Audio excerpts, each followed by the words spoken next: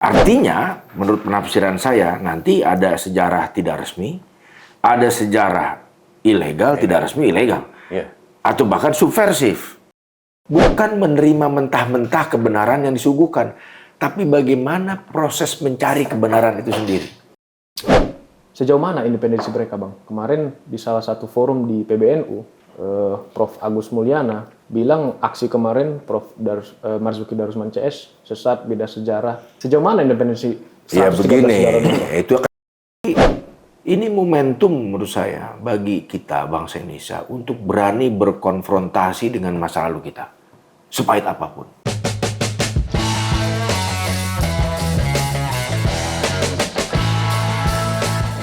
Guys-guysku, Assalamualaikum warahmatullahi wabarakatuh. Kembali lagi di Torpedo. Belakangan ini banyak isu-isu yang renyah untuk kita bincangkan, Bang. Salah satunya terkait penulisan sejarah Indonesia. Walaupun belum ada diksi resmi, tapi udah jadi polemik, Bang.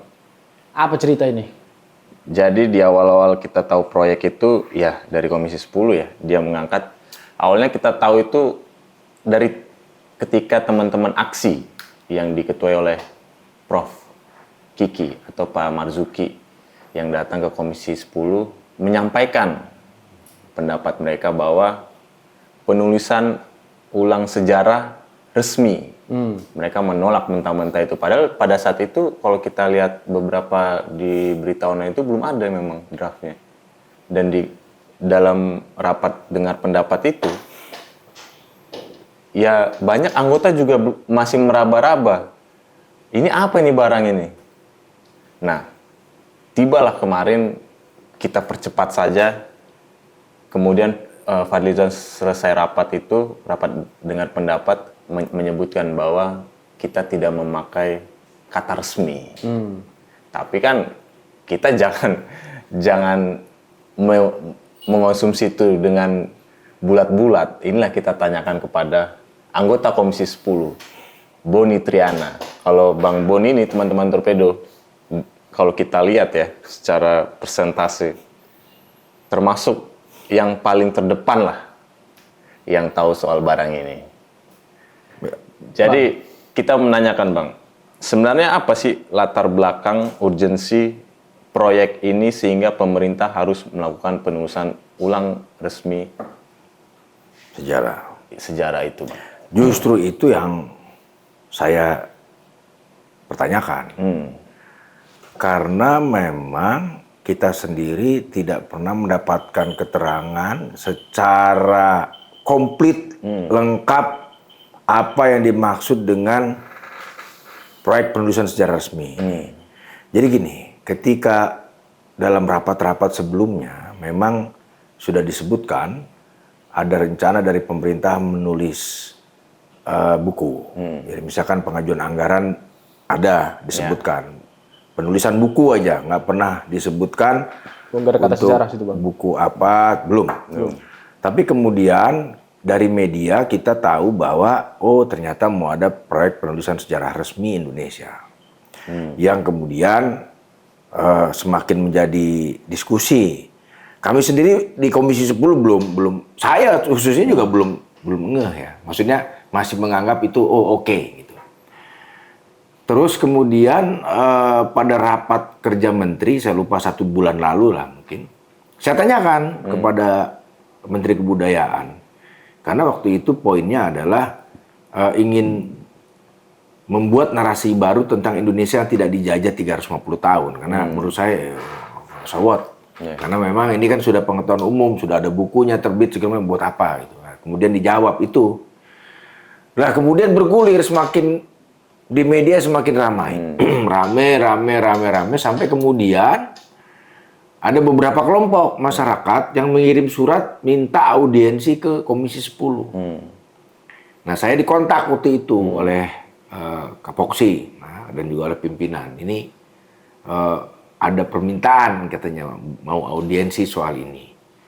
Oh ya sudah, saya bilang, nah, kita terima aja. Nah, kemudian datanglah kemarin itu tanggal 19 ya. Nah, 19 Mei datang, ternyata menolak.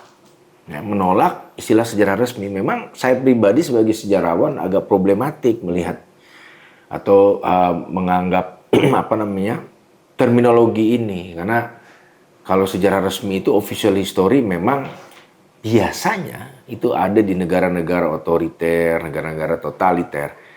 Kan istilah sejarah resmi itu juga bisa digunakan, misalkan itu organisasi, ya, dengan pemahaman bahwa para penulisnya memiliki privilege atau keistimewaan untuk mengakses sumber yang dimiliki oleh organisasi, oleh lembaga, yang mungkin orang nggak pernah tahu. Jadi mereka punya keistimewaan, makanya ini official history dan itu banyak ya. Nah, kemudian dari teman-teman yang menamakan diri aksi itu argumentasinya cukup baik. Dan saya memang juga berpikir ya itu harus kita terima sebagai aspirasi, sebagai masukan.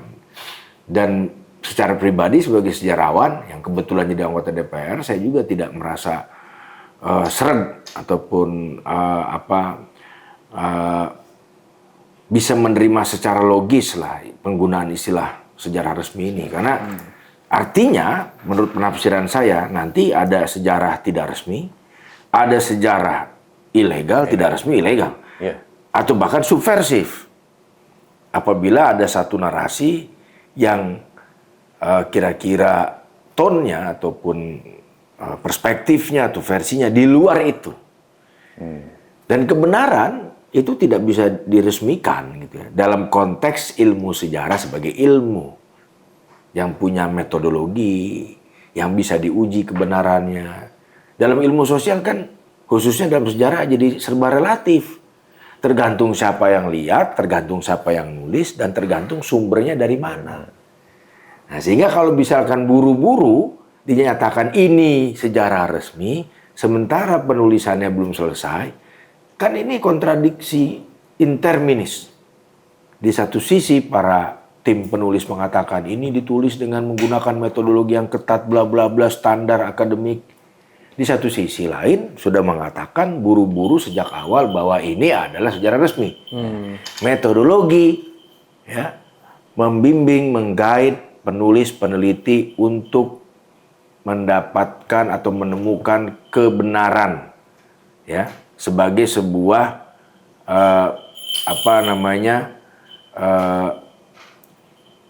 temuan ilmiah gitu ya. Sementara kalau kita udah ngomong resmi, ya bagaimana? Ini kan dua hal yang berbeda. Dan metodologi tidak ditujukan untuk meresmikan sesuatu gitu. Nah ini yang menurut saya jadi masalah. Sehingga kita pertanyakan. Pertanyaannya kenapa? Ya udah. Nah, di DPR pun sepakat, beberapa fraksi sepakat. Golkar sama, Demokrat sama. Ya jangan pakai resmi dong. Udah nggak apa ya. Walaupun memang buku ini tetap berjalan sebagai sejarah nasional dan masih ada kemungkinan nanti menjadi rujukan buat pelajaran sejarah. Nah ini juga yang kita pertanyakan. Ada 10 jilid yang ditulis ya. Kayak gitulah kira-kira yang kemudian jadi rame ya. Bang, emang sejauh ini ada temuan ketidakakuratan atau bias historis tertentu yang memang kalau abang lihat atau teman-teman dari fraksi lihat yang menguntungkan kelompok atau personal, Bang? Untuk membedah masalah ini ada 3 hal dari saya. Pertama kita lihatnya secara prinsipil, secara prosedural, baru secara substansial. Secara prinsip kemarin itu mengenai penggunaan istilah sejarah resmi. Sebetulnya kalau secara prinsip itu sudah tidak disepakati, kita nggak bisa ngomong ke yang kedua dan ketiga. Ya orang prinsipnya udah nggak setuju gitu kan. Benar-benar. Nah itu paling nggak itu teman-teman dari aksi bilang, kita nggak mau ngomong substansi, secara prinsip kita udah nggak sepakat, buat apa negara nulis gitu ya. Nah kalau saya ingin melihat juga secara prosedur, dimulainya sebuah pekerjaan ini kan mestinya ada undangan untuk menulis para sejarawan, kemudian juga terbuka prosesnya, semua orang bisa mengakses informasinya, update-nya bagaimana. Nah itu tidak terjadi ya. Jadi boleh dikatakan tidak ada transparansi, keterbukaan dalam penulisan ini. Tiba-tiba ada pengumuman mau nulis buku. Nah, tentu saja kan sejarawan, pemerhati sejarah, masyarakat banyak bertanya-tanya ini mau apa. Nah mestinya itu dibuka dulu.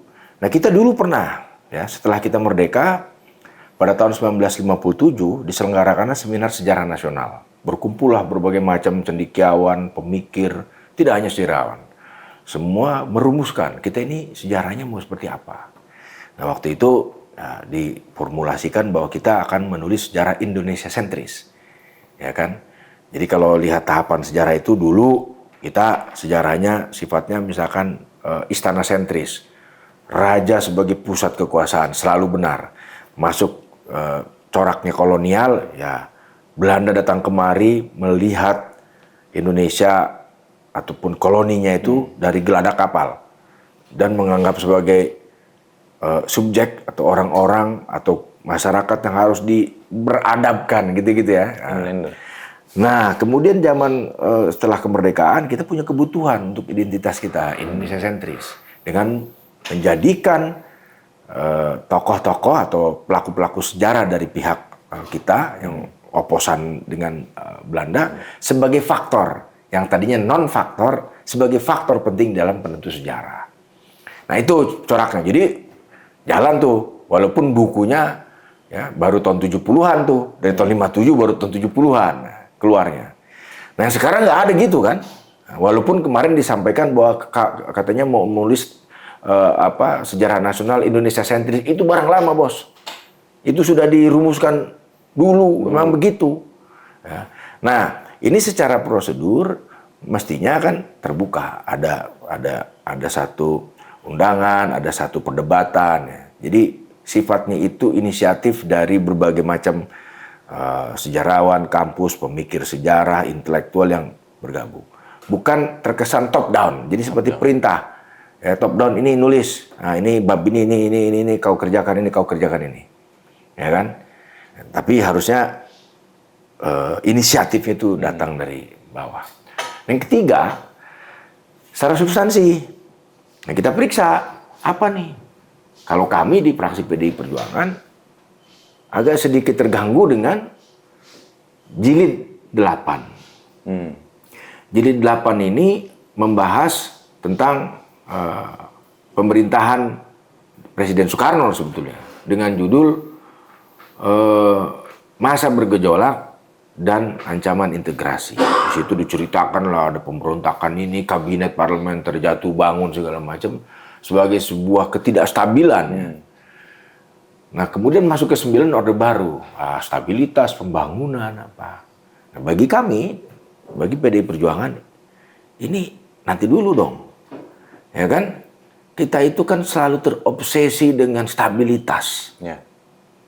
Ya, memang sebuah negara harus aman, tentram, nyaman. Tapi dalam demokrasi, ya, perdebatan yang dialektis, dinamika itu kan wajar. Nah, tahun 50 itu kan masanya seperti itu. Ya kan? Nah, ini dianggap ada satu penafsiran oleh kami ya, melihat ini kok tonnya agak negatif ya gitu. Kami agak keberatan dengan bagian ini gitu. Kok agak negatif? Bung Karno itu kan setelah kemerdekaan itu dia memang mendorong Indonesia tuh menjadi satu bangsa yang dihormati, konferensi Asia Afrika banyak sekali dan sangat aktif di dunia internasional. Memang ekonominya ya namanya baru merdeka, ya kan, kita habis masa perang kemerdekaan 5 tahun, masa revolusi. Ya tentu saja tidak serta-merta dalam keadaan normal gitu ya. Itu yang membuat kami merasa mengganjal. Makanya kemarin dalam rapat juga Mbak Putih kan menyampaikan itu. Dan dalam istilah saya jangan sampai narasi sejarah yang diciptakan ini ada tendensi desoekarnoisasi. Nah itu, jadi kira-kira sebegitu. Dari segi substansi, tambah lagi soal misalkan peristiwa pelanggaran-pelanggaran HAM atau kekerasan yang disponsori negara lah. Dan saya kira penting. Menurut saya sejarah itu kita tidak hanya mengagung-agungkan masa lalu, mengglorifikasi masa lalu, bahkan mengkultuskan pemimpin, jangan. Kalau menurut saya kita buka sepahit apapun untuk pelajaran. Ya kan, untuk pelajaran kita harus belajar bahwa pada suatu masa kita pernah melakukan ini dan itu, yang mana korbannya rakyat. Ya kan? Kenapa? Kalau dulu ada kekerasan politik kita nggak mau ungkap. Padahal kekerasan, penyelesaian masalah dengan kekerasan sekarang, itu kan terjadi terus. Benar. Terjadi terus. Ya kan? Kemudian kenapa kita nggak mau buka? Supaya kita belajar, supaya kita melihat nanti, oh polanya seperti ini. Kita jangan ulang. Jadi ada Pelajaran. pembelajaran lah di sana.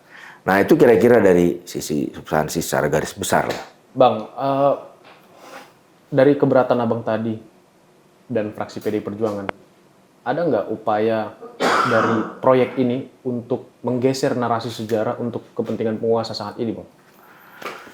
Begini, seperti Pak Marzuki Darusman bilang ya, kekuasaan itu memang punya kecenderungan untuk memuliakan dirinya. Ya. Sehingga Tapi kemarin dari bilang sesat itu, Bang, sama itu direktur. nanti bab lain lagi. Ketika ada kecenderungan seperti itu dan sekarang ada upaya untuk menulis sejarah, ya kita harus curiga lah. Ya kan? Kita harus curiga lah. Curiganya kenapa? Karena sejarah ini menjadi suatu yang penting untuk melegitimasi kekuasaan. Contohnya banyak. Apalagi dalam konteks sejarah resmi itu. Di Filipina misalkan dulu ada proyek Tadana namanya. Tadana ini di zaman Marcos. Yang memoles citranya Marcos. Sekarang Bongbong Marcos juga melakukan sama untuk ayahnya. Kemudian di Kongo, Mobutu Sese Seko juga melakukan yang sama, memoles citra dirinya dengan sejarah. Karena biasanya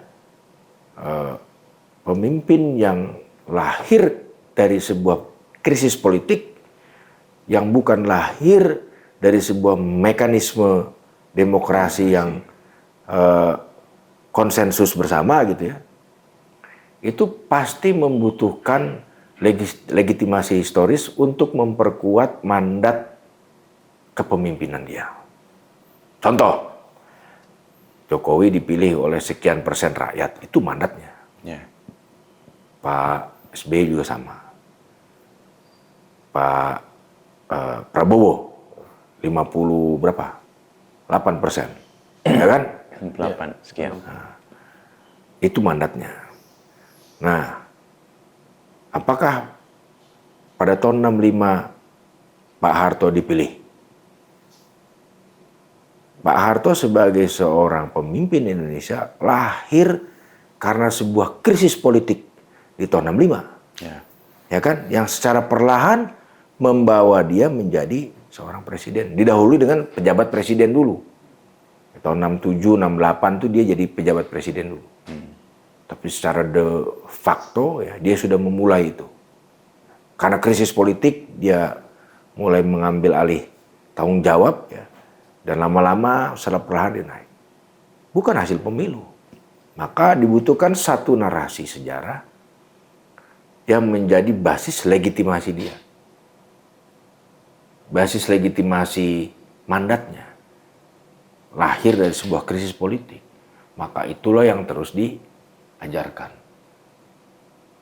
Kalau misalkan krisis itu tidak berhasil diatasi oleh tokoh ini, maka Indonesia akan begini, akan begitu, akan begini. Maka karena dialah kita berhasil melalui masa-masa krisis itu, maka dialah orang yang layak. Nah, dalam mitos Dewa Raja, dulu zaman kerajaan, seorang raja itu juga membutuhkan mitologi itu, mitos itu, sebagai legitimasi dia. Misalkan Ken Arok, dikatakan dia anak dari dewa, nah, yang membuat ibunya mengandung dan kemudian melahirkan Ken Arok. Ini legitimasi historis. Karena orang dulu kan nggak ada pemilu. Ya. Tapi corak-corak seperti ini juga masih ada di dalam pikiran sebagian besar masyarakat kita. Nah, maka dalam tradisi politik modern bagaimanapun ya, mewarisi suatu hal yang dari masa lalu, cara-cara ini dibutuhkan. Ya. Nah, berikutnya, apakah cocok ada sejarah resmi yang melegitimasi seorang pemimpin gitu ya, atau bahkan dikultuskan. Kalau ini negaranya otoriter totaliter mungkin cocok aja bos. Iya. Tapi jadi nggak cocok kalau ini demokrasi. Demokrasi artinya bahkan dalam versi sejarah pun kita harus demokrasi, artinya ada demokratisasi di dalam narasi sejarah. Nah itulah yang saya pikir kita harus lihat proyek ini secara kritis, ya kan? Contoh misalkan di jilid 10 ada bab mengenai Pak Jokowi, belum 1 tahun selesai. Ada subbab tentang IKN, belum juga beroperasi, Masih hutan tuh Bang ya. belum. Nah apa, gitu kan? Urgensinya. Atau mungkin ini semacam dokumentasi aja. Ya kan? Bisa dibayangkan kalau ini menjadi sebuah proyek yang resmi, lantas wajib diajarkan jilid ini, ya tentu kan nanti jadi persoalan. Orangnya masih hidup, masih aktif dalam politik, masih sangat aktif, ya. Paling tidak secara unofficial gitu, non formal masih aktif berkeliling, masih aktif, masih punya pengaruh di Bareskrim. Ya kan masih ada masa. Nah, menjadi satu bab yang dibahas, sementara peristiwanya masih terus diproduksi. Bahkan di dalam arsip ya, di dalam ilmu kearsipan, arsip itu dibagi-bagi. Ada arsip yang namanya arsip statis. Arsip statis ini dinyatakan peristiwanya sudah selesai, orang-orangnya sudah tidak ada, sehingga tidak ada kontinuitas dari peristiwa itu sampai sekarang. Maka si arsip ini dinyatakan statis. Ada arsip dinamis, di mana peristiwanya masih terkoneksi dengan masa kini, masih tokoh-tokohnya masih hidup. Mungkin juga masih ada pengaruh dari peristiwa itu ke sekarang. Nah itu belum bisa dibuka. Nah kalau sekarang di buku ini ada tentang Pak Jokowi. Sementara di sisi lain, kalau yang kita dengar KAA Konferensi Asia Afrika itu betul. tidak ada ASEAN. Ya. Itu gimana, Bang? Nah itu dia, makanya secara substansi kami sangat kritis melihatnya. Kemudian ada komentar katanya, ya ini kan belum jadi bukunya, kenapa harus ribut, ataupun ini kan belum selesai apa. Justru itu yang tadi saya bilang, di level prosedural, karena tidak adanya keterbukaan, karena tidak adanya transparansi, tidak melibatkan publik yang lebih luas. Artinya kan sejarawan, kita kan ngomong sejarawan ini banyak lah. Satu, yang kedua orang yang suka sama sejarah banyak, masyarakat yang peduli banyak. Artinya stakeholdernya di dalam persejarahan ini tuh banyak. Ketika tidak ada kejelasan informasi, tidak informatif, maka ya orang meraba-raba. Satu-satunya pegangan lewat konsepsi yang beredar kemana-mana itu. Ya kan, beredar kemana-mana. Jadi wajar ada pertanyaan ini. Nah, jadi kalau menurut kami, menurut saya, ya mestinya ditunda aja ini, gitu kan. Ditunda aja. Jangan digas Bang, sebelum 17 Bang ya. Sebelum 17. Kan targetnya iya, Juni. Iya, paling nggak 5-6 bulan ngerjakan 10 jilid. Melibatkan 113 sejarawan, diburu-buru. Dan saya agak khawatir kalau nanti buku ini hanya kompilasi sumber sekunder. Ya, Ambil buku kanan kiri dijadikan satu. Ya, cara pandangnya mungkin baru, perspektifnya mungkin baru, tapi juga tidak mendalam karena tidak punya kesempatan untuk melakukan riset yang mendalam terhadap dokumen-dokumen yang ada, itu kekhawatirannya. Nah, kenapa juga ini kalau jadi kompilasi naskah sekunder dari bahan sekunder itu kita pertanyakan, mubazir. Kenapa? Ini kan bagaimanapun menggunakan uang rakyat, ya kan? Jadi kalau mubazir ya lebih baik tunda. Mungkin juga lanjutkan dulu risetnya, berilah waktu, perdalam lagi, gitu kan. Nah, jadi tidak mendaur ulang cerita yang lama dalam kemasan yang baru gitu. Bang, tadi Abang bilang istilah sejarah resmi itu hanya ada di negara totaliter. Artinya iklim otoritarianisme. Abang ngelihat ada arah ke sana era sekarang ini? Ya, gua nggak sepesimis itu ya. Tapi begini, bukannya di negara yang demokratis juga nggak ada ofisial, tapi kalau di Australia contohnya, di Australia itu ada perdebatan mengenai buku ofisial, sejarah ofisial tentang peran Australia misalkan di perang Afghanistan. Wah, itu mendapatkan kritik. Dia kemudian terdelegitimasi fungsinya sebagai sebuah sejarah resmi. Nah, itu mendapatkan kritik dari mana-mana.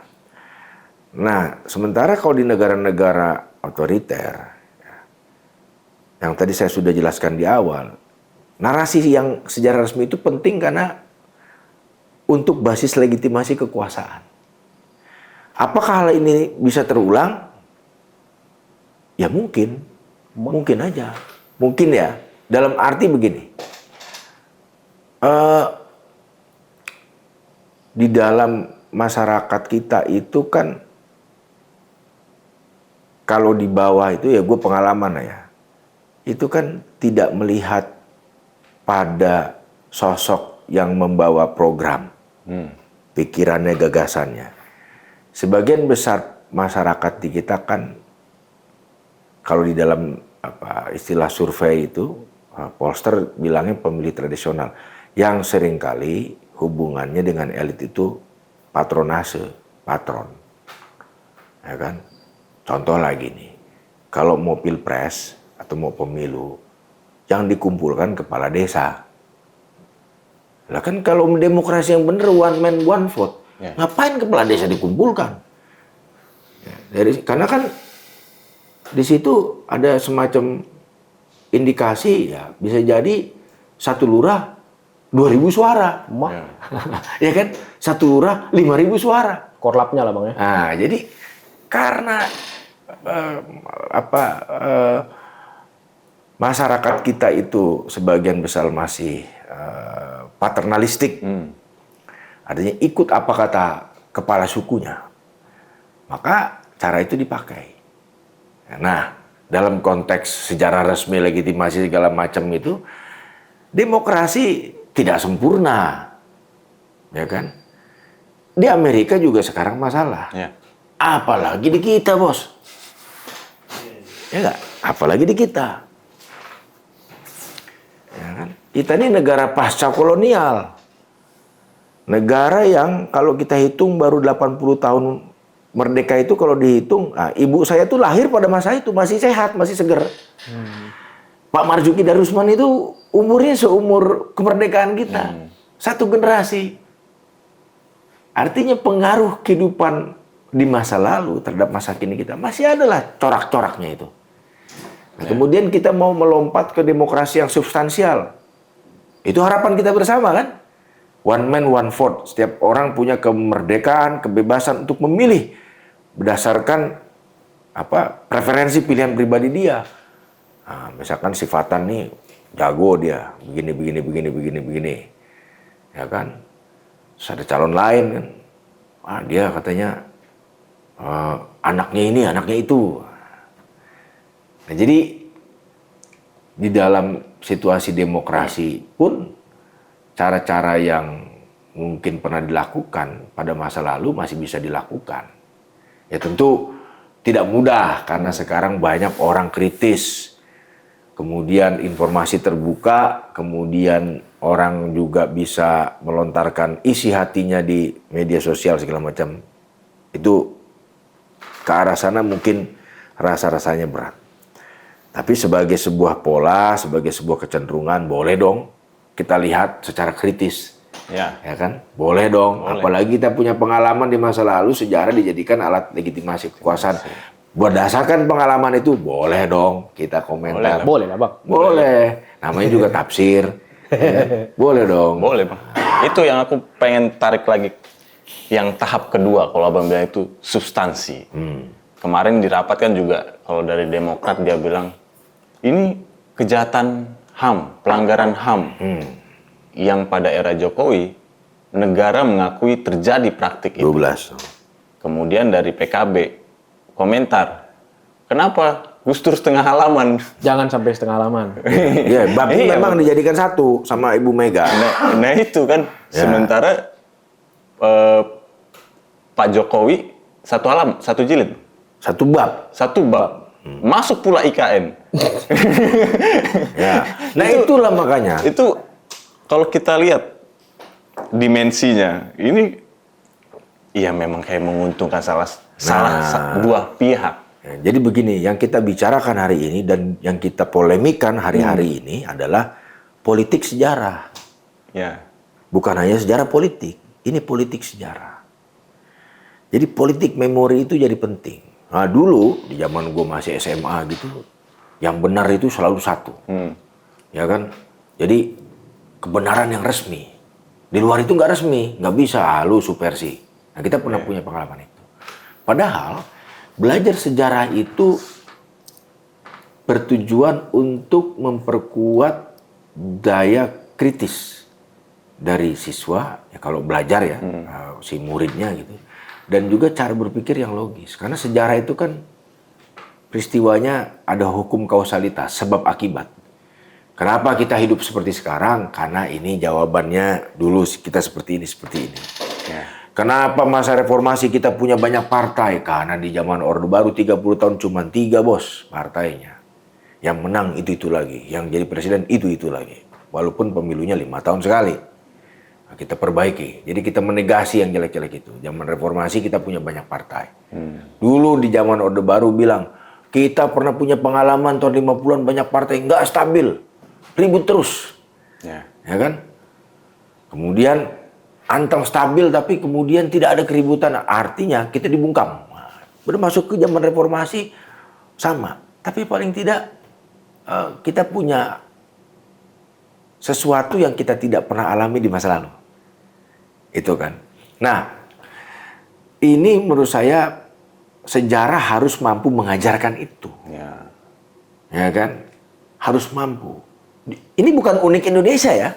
Jerman sama. Di Jerman tahun 60-an, generasi muda yang baru tumbuh mempertanyakan apa saja kelakuan orang tua mereka atau generasi sebelum mereka yang terlibat dalam Perang Dunia Kedua, Nazi. Mereka pertanyakan itu. Ya kan? Dan kemudian melahirkan sebuah gerakan ya, berdamai dengan masa lalu. Ada perdebatan juga di kalangan sejarawan.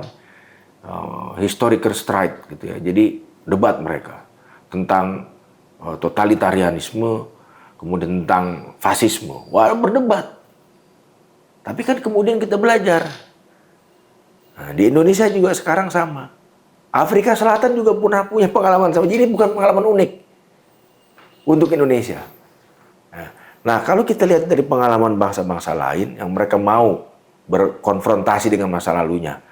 Misalkan di Guatemala, mereka bikin tim klarifikasi sejarah. Dikerjakan selama bertahun-tahun. Yang bekerja 700 orang. Mengumpulkan segala macam data tentang kekerasan masa lalu.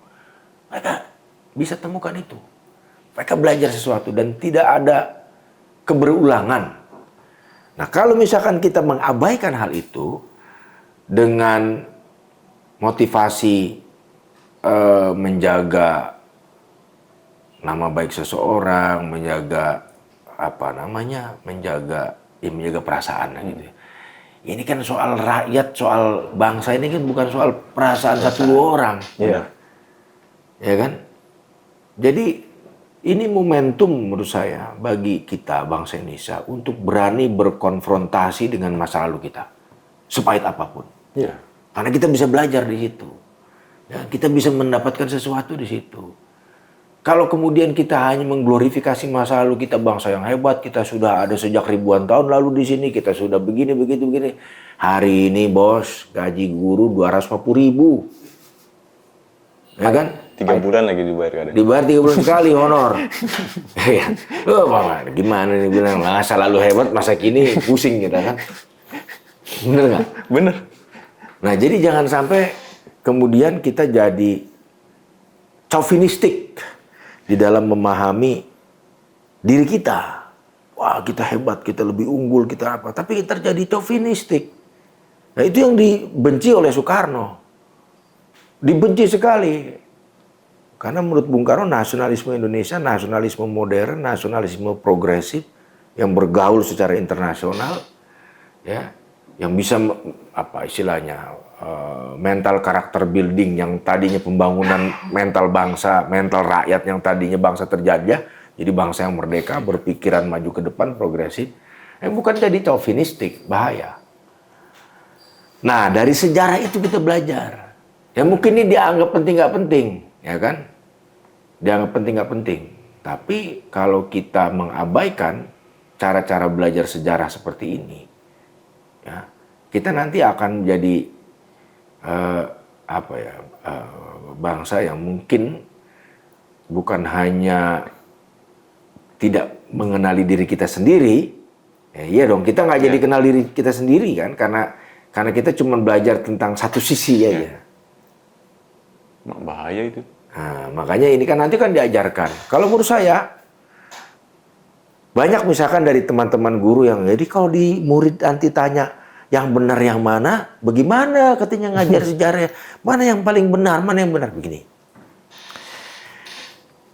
Di dalam sejarah sebagai ilmu pengetahuan ya, itu kan ada banyak ragam versi. Benar menurut ini, benar menurut itu, dan dari mana saja karyanya. Ya itu harus diajarkan. Karena yang kalah penting dalam belajar sejarah adalah bukan menerima mentah-mentah kebenaran yang disuguhkan, tapi bagaimana proses mencari kebenaran itu sendiri. Ya. Ini dalam ilmu pengetahuan nih. Ya, kebenarannya kan bisa jadi sekarang tesis, besok ada antitesisnya. Ya. Nanti bertaut kemudian ada lahir kebenaran yang Sintesis. Yang lain kan. Gitu sama di ilmu sejarah juga. Jadi kalau kebenaran itu tiba-tiba kebenaran historis itu diresmikan, ya, digunting pitanya, ya, macam peresmian kantor Koramil gitu, ya kan? Repot kita kan. Nah, besok nanti kalau ada versi baru gimana? Nah, jadi biarkan saja sejarah ini ditulis sebagaimana adanya, kemudian nanti generasi baru itu belajar. Oh ternyata di masa lalu seperti ini. Oh ternyata kita punya persoalan seperti ini. Dan juga apa? Anak muda sekarang kalian lah ya, pakai ChatGPT bos, pakai AI, ya kan? Ya. Browsing apa udah ketemu jawaban. Kalau menurut saya pribadi, yang penting per hari ini adalah sejarah publik. Apa sejarah publik? Jadi sejarah publik ini apa? Satu istilah, satu terminologi yang digunakan di mana sejarah juga melibatkan partisipasi masyarakat di ruang publik atas memorinya melalui berbagai macam kegiatan publik, kemudian juga misalkan ada pelibatan masyarakat di museum, di situs-situs cagar budaya, dan juga mendorong partisipasi publik yang luas untuk menuliskan sejarahnya berdasarkan pengalaman dan perspektif mereka. Ini lebih penting. Nah, kalau sejarah publik ini lebih emansipatoris, lebih partisipatif, dan dia lebih menggerakkan publik, masyarakat untuk terlibat secara aktif di dalam melestarikan sejarah, di dalam mempreservasi sejarah, ya, dan ini jauh lebih menarik menurut saya ketimbang menulis satu sejarah yang sifatnya top down, ya, kemudian disuguhkan, oh inilah yang paling benar, nah beginilah ceritanya. Nah kalau di masa sekarang menurut saya ya sejarah publik jauh lebih penting. Tapi itu lama bang. Udah lama itu. Ini sekarang rejimnya cepat-cepat ini. Tangtung-tangtung nggak pakai babi but ketok terus. Ya soal lama dan sebentar relatif bos, ya kan? Tapi Gak sebagai sebuah inisiatif gagasan, ya mestinya secara publik. Itu kan bang, di tataran ideal kita bicara bang. Tapi aku mau tahu pandangan abang. Kemarin Menbud di Komisi 10 bilang ada 113 sejarawan dan sejumlah arkeolog. Sejauh mana independensi mereka, Bang? Kemarin di salah satu forum di PBNU, Prof. Agus Mulyana bilang aksi kemarin Prof. Marzuki Darusman CS sesat, beda sejarah. Sejauh mana independensi? Ya begini, itu kan yang saya tegur di rapat. Ya. kerja kemarin, saya tegur, kemudian menteri meminta maaf, saya tegur, jadi beginilah. Penulisan sejarah ini melibatkan banyak sejarawan. Selalu diklaim bahwa ini terbuka, demokratis, ya, bisa segala macam. Tapi kemudian terlontarlah kalimat sesat, radikal, bid'ah. Yang sifatnya itu stigmatif, stempel. Bagaimana bisa terbuka menulis sejarah apabila pola pikir seperti ini? Ya walaupun sudah diminta maaf, tapi saya kemudian, loh, kalau penggawanya proyek sejarah ini sudah punya pikiran seperti itu, karya sejarah macam apa yang akan dihasilkan dengan dengan pemikiran-pemikiran yang dengan sikap yang arogan, dengan cara-cara stempel, labeling, stigma yang seperti itu, ya kan? Ini kan jadi nggak berkembang diskusi yang egaliter, jadinya ad hominem, ya kan? Orang nggak boleh lagi. Teman-teman aksi itu menolak, itu hak mereka. Mereka nggak melarang, mereka hanya menolak, ya kan? Nah, ketika di stempel ini kan jadi persoalan. Makanya saya bilang, nah ini saya apa nih artinya? Nah, itu dalam konteks diskusi tentang sejarah resmi jadi membuktikan kecemasan saya dong. Jangan-jangan begini, jangan begini. Orang baru diskusi aja udah di stempel, lu sesuatu nggak boleh dong, nggak boleh begitu, ya kan? Kita kalau misalkan demokratis terbuka ya terbuka aja. Gitu. Ada yang menolak, ada yang mau ngasih masukan, ya kan? Ada yang mengkritik, ya kan? Nggak ada masalah. Nah, dan saya juga tekankan waktu rapat itu kita harus berhenti menstigma. Stigma ini sudah kita alami. Zaman Orde Baru dulu, ya ekstapol itu dikasih tanda dia di KTP-nya, ekstapol. Stigma dia. Sakit di stigma itu, Bang. 7 turunan. Ya kan? Stigma. Ini 7 turunan, nggak boleh jadi pegawai negeri, nggak boleh gini, nggak lolos litsus, itu stigma. Orang nggak bikin apa-apa. Sakit pedih itu. Nah, ini nggak boleh lagi kita ulangi. Kemudian juga sama, ini kan di sisi kiri, di sisi kanan ada orang jenggot dikit, ini teroris ini. Profiling. Ya kan, celananya cingkrang dikit, Taliban. Radikal nih Taliban. Nah, kita harus melampaui cara berpikir seperti itu. Ini momentumnya. Sekarang generasi baru nih, anak-anak muda lebih kritis, lebih berani, lebih pinter. Jangan lagi kita bawa cara-cara lama. Gitu kan. Jangan lagi kita bawa dengan pola-pola lama di dalam menstempel orang. Ya kalau ada orang salah dihukum. Kalau orang melakukan kriminal, hukum pidana berlakukan ya dihukum. Kalau ada orang salah jangan bakar lumbungnya. Kalau ada mencuri tikus itu, jangan bakar lumbungnya, tangkap tikusnya, gitu aja. Kalau soal identitas keindonesiaan, semua orang sekarang sudah merasa Indonesia kok. Ada KTP Indonesia, paspor Indonesia. Tapi yang harus lebih penting kita perhatikan, kehidupan kita di masa kini, ya. Pengelolaan kehidupan kita di masa kini juga harus kita lihat sebagai satu pengalaman yang kita bawa dari masa lalu. Oh, ternyata watak koruptif itu masih ada sekarang. Nah, ini pasti diwariskan. Di mana masalahnya? Letaknya. Oh, ternyata pengawasannya kurang. Oh, ternyata pencegahannya kurang. Oh, ternyata hukumannya terlalu ringan. Nah, itu kan bisa dipelajari kalau di sejarah. Benar-benar. Jadi pengalaman kolektif di masa lalu sebuah bangsa itu mestinya menjadi pelajaran berharga bagi kita di masa kini. Gitu. Jadi nggak ada keberulangan. Nah, itulah pentingnya sejarah itu, mau pahit, manis kita pelajari. Termasuk kalau kita lihat kan, apalagi Kemensos kemarin itu memasukkan bahwa Presiden Soeharto masuk dalam predikat menjadi pahlawan nasional.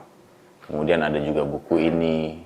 Itu kan kalau dalam politik nggak ada tuh definisi tak sengaja. Menurut abang ada nggak ini pendekatan begini. Bung Karno itu kalau nggak salah baru jadi pahlawan nasional itu 2009 atau 2009. Dia wafat tahun 70, ya kan? Ini berapa puluh tahun kemudian tuh. Pak Harto tuh wafat 2003. Ya. Berarti sekitar 21. 17 tahun lalu. Ya kan? Dia 2003 kan wafatnya. Sekarang 2025 kan? Ya. Sekitar 17 tahun lalu, 16-17 tahun lalu. Baru belasan tahun, Bos. Jadi, menurut hemat saya, biarkanlah generasi yang nanti, entah berapa tahun, merefleksikan dirinya, menilai apakah seseorang itu layak atau tidak jadi pahlawan. Nantilah itu. Kalau sekarang kita bawa lagi urusan begini, ya kan, di mana orang-orang yang di masa itu hidup bahkan juga memainkan peran itu masih ada. Jadi pertanyaan nih, pantas aja lah gitu kan. Iya. Pahlawan. Nah, biarkanlah sejarah ini, biarkanlah cara pandang kita terhadap pemimpin itu nanti direfleksikan oleh 2-3 generasi yang akan datang. Mereka lah yang tanda kutip menjadi hakim. Ya. Bagi sejarah mereka. Ini kan itu sejarah mereka. Benar-benar. Orang yang hidup di zaman Pak Harto misalkan, atau bahkan yang punya peranan penting waktu itu, ikut mewarnai, masih ada sampai hari ini. Masih ada. Nah, pasti kan jadi nggak objektif. Tapi nanti mungkin 2-3 generasi, 4 generasi, di mana masa itu dan masa kini sudah menjadi sejarah mereka. Mereka pasti punya pertimbangan objektif tentang layak atau tidak seseorang menjadi pahlawan, pantas atau tidak seseorang menjadi pahlawan. Ya. Jadi biarkanlah 2-3 generasi lagi. Jadi capek kita, ya kan? Capek, Bang. Jadi gimana? It's Abang, time. suara netizen, suara ini bayangan torpedo. Ini identiknya kita, Bang. Iya, Tajam-tajam terus, nggak apa-apa Bang Boni. izin Bang Boni. Dari peristiwa kemarin di Komisi 10 yang sebenarnya sempat viral dan menjadi konsumsi publik, ada beberapa orang yang mengatakan bahwa apa yang dilakukan Menbud itu adalah pelecehan terhadap nilai sejarah. Karena mereka menganggap bahwa sejarah itu adalah bagian dari peradaban yang memang nilainya itu bisa mempengaruhi value sebuah bangsa. Jadi nggak bisa serta-merta Menbud itu bikin sesuatu yang ujuk-ujuk abrakadabra, tidak ada apa-apa tiba-tiba jadi barang. Dan kita tidak pernah tahu bahwa apakah dalam membuat buku sejarah itu hanya studi pustaka atau memang menginvestigasi ataupun mencari data-data yang belum ada di sejarah-sejarah sebelumnya. Nah, kita ingin bertanya kepada Bang Boni, bisa dijelaskan nggak secara sederhana Bang Boni, nilai sejarah itu bagi sebuah bangsa itu seperti apa gitu loh, dalam bahasa Gen Z atau anak mudanya ini Bang Boni. Silakan Bang Boni. Gini, sejarah itu sangat penting bagi identitas sebuah bangsa. Indonesia, kata itu. Lo orang mana? Indonesia. Emang Indonesia apaan sih? Emang Indonesia di mana? Identitas Indonesia itu juga konstruksi politik pada abad yang lalu, abad 20. Dia dibikin sesuatu karena konteks zaman waktu itu ada kolonialisme, ada macam-macam. Nah, ketika ditanya apa sejarah itu, nilainya apa, pengaruhnya? Ya sejarah itu seperti data atau seperti kalimat informasi di dalam KTP kamu. Tanpa KTP kamu nggak punya identitas. Misal lahir, di situ alamat, ada apalah. Tanggal lahir, Nah tempat itu lahir. adalah satu informasi mengenai jati diri kamu. Nah sejarah itu kita bagi dua, ada sejarah sebagai peristiwa di masa lalu, ada sejarah sebagai ilmu, pengetahuan, ya kan? Itu dua hal yang berbeda. Nah, sejarah itu juga sangat erat kaitannya dengan identitas sebuah bangsa yang tadi dikonstruksi tadi. Kita merasa jadi orang Indonesia kenapa sih? dulu zaman kolonial, ketika kata Indonesia itu belum diterima secara luas sebagai sebuah nama kita sebagai bangsa yang baru, orang ke orang Batak, ke orang Bugis, ke orang Sunda, ke orang Bali, gitu kan? Nggak ada. Jadi kesadaran identitas pada masa kolonial itu sifatnya etnis, kesukuan. Ketika tahun 20-an, awal abad 20, mulai muncul kesadaran baru, kesadaran keindonesiaan sebagai tanggapan atas kolonialisme Belanda. Menguatlah kita, ada Sumpah Pemuda kalian tahu itu. Kemudian kita memproklamirkan diri sebagai kami orang Indonesia, kami satu bangsa, kami. Itu dari mana prosesnya kalau bukan dari historis? Pergumulannya. Secara pembagian dari dialektika sejarah. Maka lahirlah orang Indonesia. Maka sejarah erat kaitan dengan identitas. Kamu, dari mana kamu datang, dari mana kamu berasal. Nah, kalau misalkan sebuah kan ada yang bilang tuh, ada istilah apa, kalau mau menghancurkan sebuah bangsa, hancurkanlah sejarahnya dulu supaya dia nggak punya orientasi ke masa lalu dan jati diri dia di masa kini. Ya. Nah, kalau misalkan sejarah itu tidak diajarkan ataupun tidak dipelajari, ya, maka orang ya jadi tidak mengenal sebagai sebuah masyarakat tentu saja, tidak jadi kenal dirinya. Sekarang gini aja, kita testing aja, eksperimen. Anak SD sampai SMA jangan diajarin sejarah Indonesia lah. Ya kan? Oh, bingung dia entah jadi makhluk apa, dia bisa jadi apalah gitu kan. Gak usah diajarin aja. Itu kan seperti memori.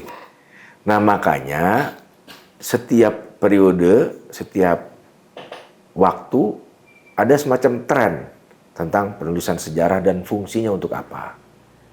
Ya kan, tadi saya bilang tahun 50-an kita nih baru merdeka.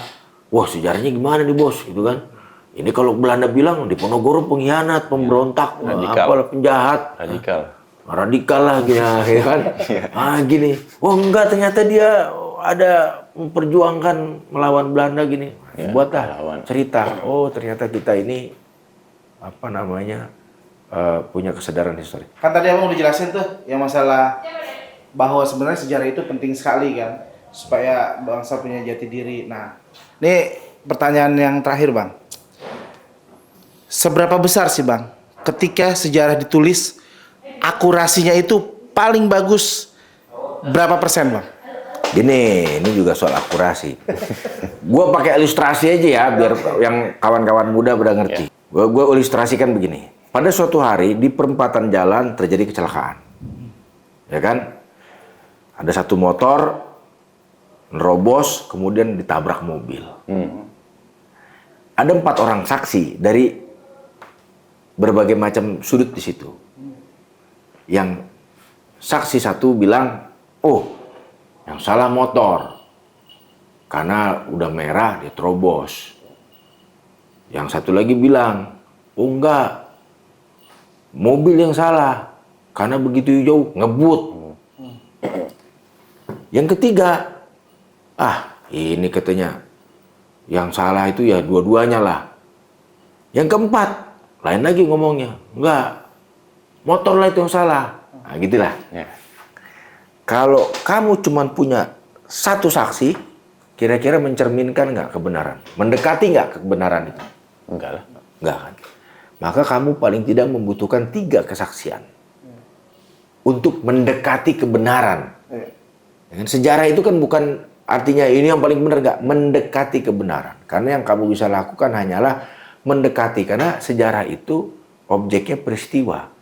Sudah terjadi di masa lalu, kamu nggak bisa balik ke masa lalu. Yang kamu bisa lakukan hanyalah mencari bukti-bukti, ya kan, data yang memuat fakta tentang masa lalu itu. Kalau kamu cuma pakai selembar aja bukti, mana bisa itu sebagai sebuah kebenaran, mendekati kebenaran. Kamu butuh yang lain. Semakin banyak bukti, semakin beragam kamu punya sumber, semakin banyak datamu, semakin faktamu yang ditemukan banyak, semakin mendekati kebenaran. ya kan? Ya. Nah, contoh peristiwa yang paling sensitif. Nah, kita masuk topik yang sensitif. Peristiwa 65. Ya kan? Di masa Orde Baru diceritakan ini peristiwa penculikan jenderal.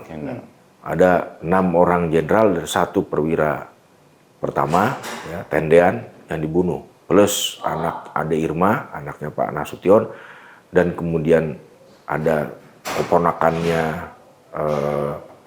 Panjaitan.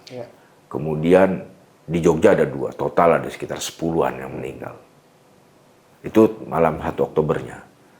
Pelakunya siapa? PKI. Stop di situ. Ya kan, stop di situ. Ternyata setelah peristiwa itu ada gelombang penangkapan. Penangkapan, pembunuhan. Ya kan? Ada 10.000 orang dibuang ke Pulau Buru, ada sekian ribu orang jadi eksil, ada sekian ribu orang kehilangan rumahnya, ada macam-macam.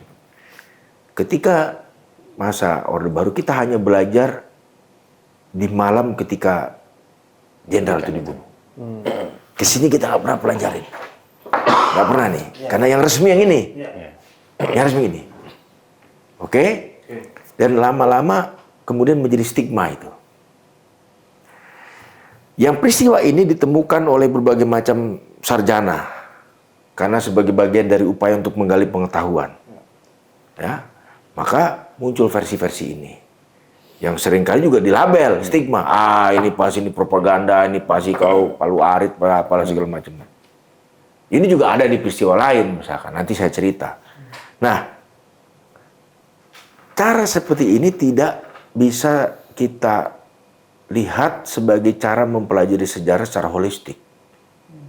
Karena terpenggal dia. Ya kan? Terpenggal aja. Nah, sama. Jadi kalau misalkan mau memahami sebuah peristiwa sejarah, itu sebaiknya secara holistik. Ya tadi, keseluruhan. Oh, ternyata peristiwa ini melahirkan ini, ada sekian banyak orang, ada sekian banyak. Ada begini, ada begini, ada begini. Oh, ternyata ada orang hanya gara-gara dia nerima cangkul dan dia nggak tahu apa-apa, dia kemudian dituduh. Oh, ada ini. Nah, sama pada peristiwa lain juga sama. Misalkan kolonialisme, ya kan? Secara utuh, secara besar kita terima ini orang Belanda datang menjajah. Seolah-olah nggak ada tuh cerita lain di tengah-tengah itu. Di tengah-tengah terjadinya kolonialisme beratusan tahun itu apa?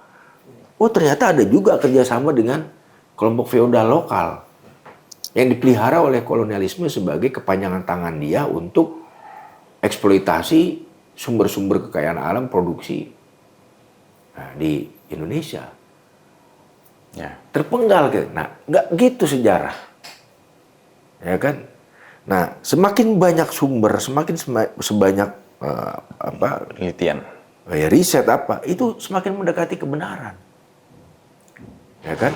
Dan namanya sumber itu pun ada kategori-kategorinya, ya kan?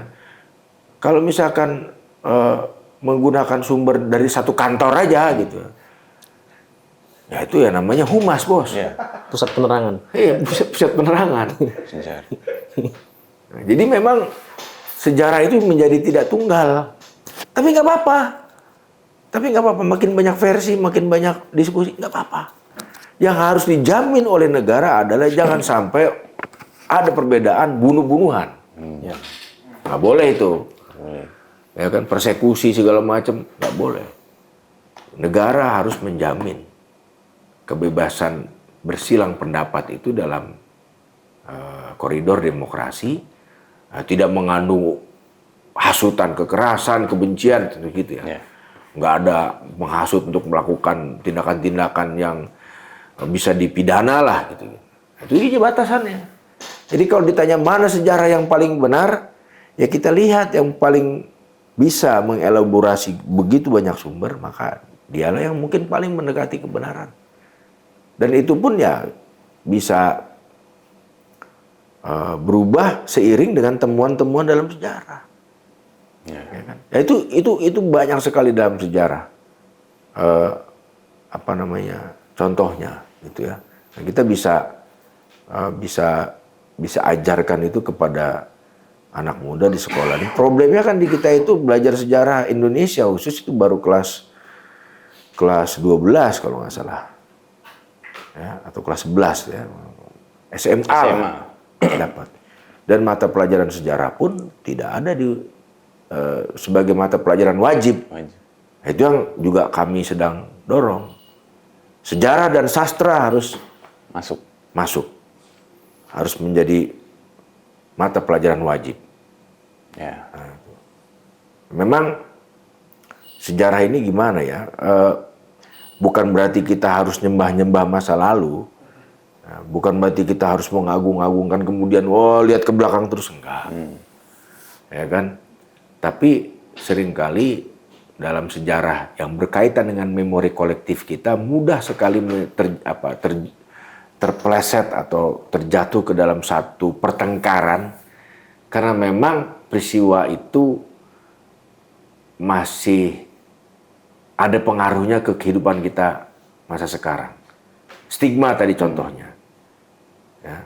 Kalau masih ada waktu saya jelaskan lagi. Ketika pemilu 2017 di Jakarta, apa yang diributkan? Ya kan? 2 orang bersaing. Ini aseng.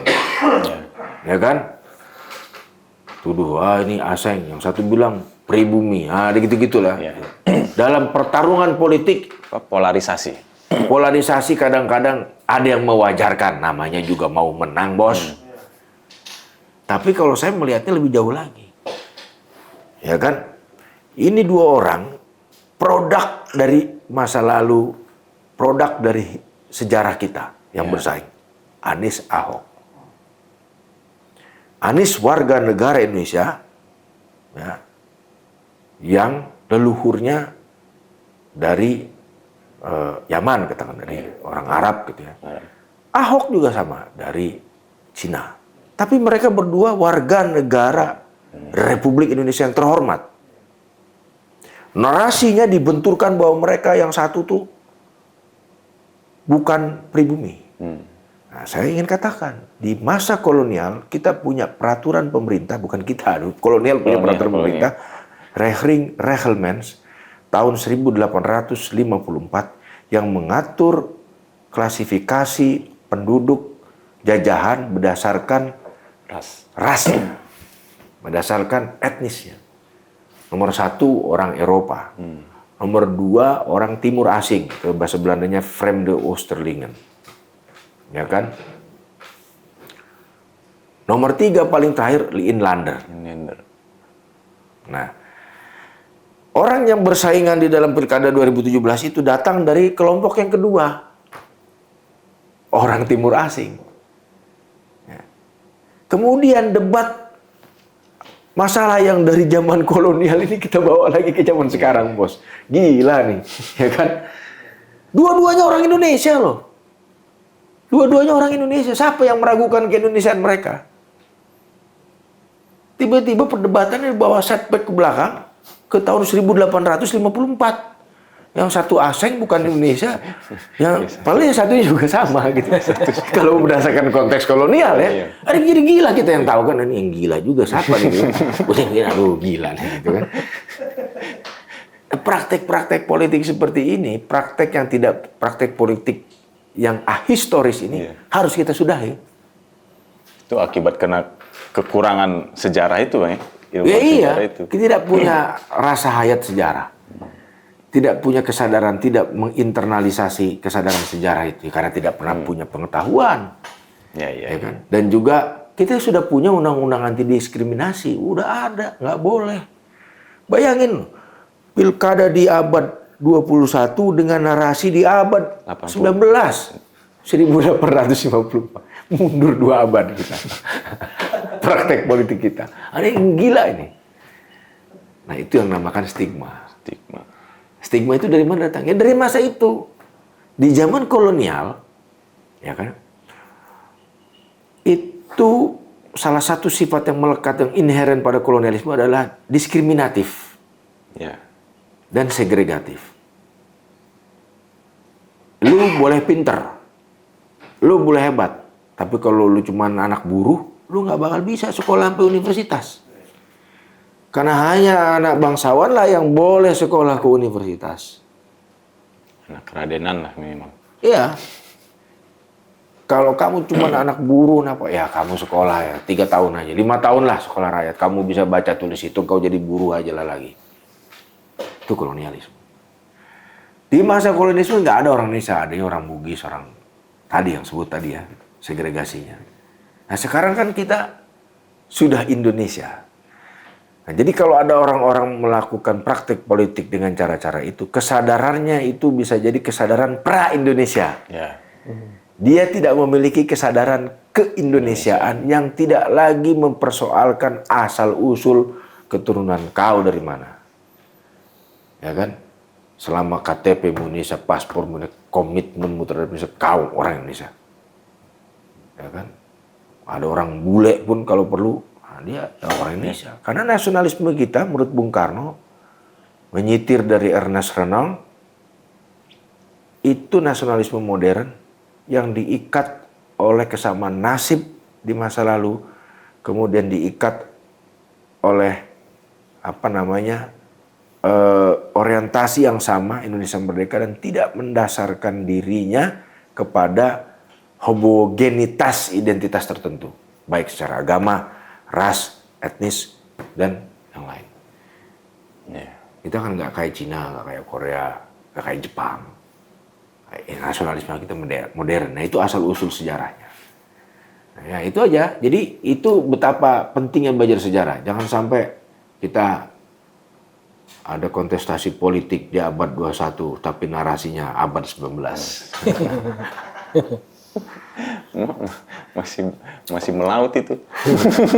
Ya, makanya kan di situ kan. Mungkin orang nggak sadar, ternyata begitu. Ya. Dan banyak sekali narasi kebencian itu latar belakangnya sejarah, akarnya sejarah. Sebutinlah stigma apa PKI. Kemudian Aseng.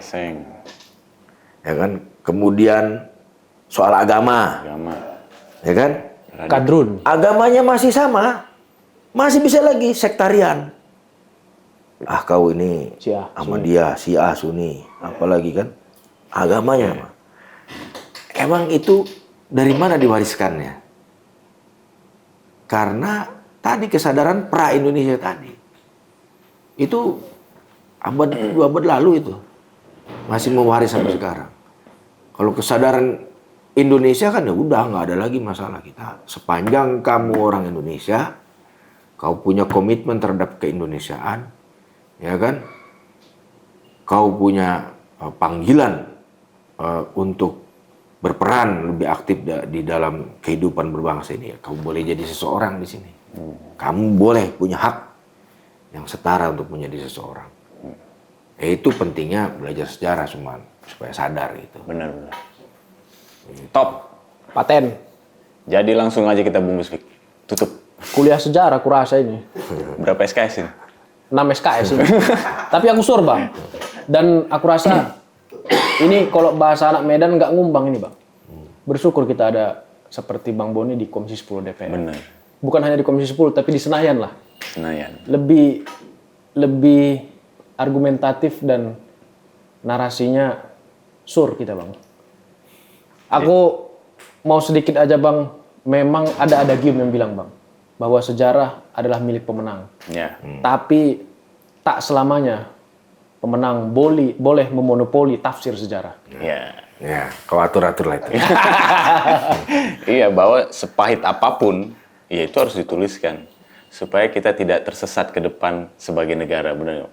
Kalau kok sederhana, Bang, orang nggak tahu sejarah ini, Bang, itu sama kayak kita besok gegar otak. Amnesia. Bukan amnesia, gegar otak, Bang. Kehilangan memori. Masa lalu. Itu sama kayak kehilangan nomor rekening, nomor telepon. Kita nggak tahu ke depan ini mau kayak mana lagi kan, kayak gitu, Bang. Ya, itu sederhananya. Tulis aja apa adanya lah. Iya. Jangan kau potong-potong pula. Kita ketemu di torpedo berikutnya. Assalamualaikum warahmatullahi wabarakatuh. Yuk.